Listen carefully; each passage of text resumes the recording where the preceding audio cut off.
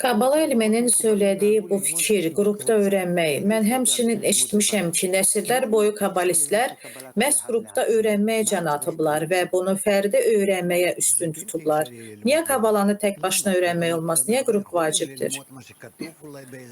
Tək başına öyrənmək mümkün deyil. Bəlkə kitablarda yazılanları oxuyub müxtəlif müdriklərdən bir şeylər eşidə bilərik, amma kabala müdrikliyinə yiyələnmək, ali dünyanı dərk edib hiss etmək yalnız bir şərtlə mümkündür. Biz bir-birimizlə birləşdiyimiz qədər bu mümkündür.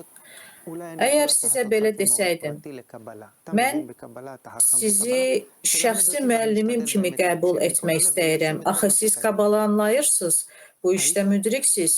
Mən sizi bütün qəlbimlə dinləyəcəm və söylədiklərinizin hamısını tətbiq etməyə çalışacağam. Siz mənə öyrədə bilərdinizmi? Mən bacarmazdım. Niyə? Əvvəlcə sənə izah edərdim ki, sənə bir qrup lazımdır. Bunu mənə biraz da aydınlaşdırın. Əgər mən sizi şəxsi müəllim kimi seçsəydim, niyə yenə də kabala öyrənməkdə uğur qazana bilməzdim? Çünki bütün təhsil prosesi yoldaşlara ehtiyac üzərində qurulub. Sənin yoldaşlara ehtiyacın var ki, onlarla ürəkdən əlaqə, qarşılıqlı vermə, qarşılıqlı birləşmə qurmalısan.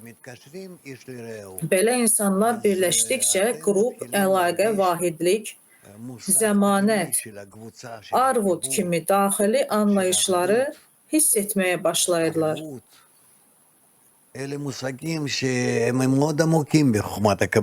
Bu anlayışlar kabalada çox dərindir və onları bir söhbətlə izah etmək mümkün deyil.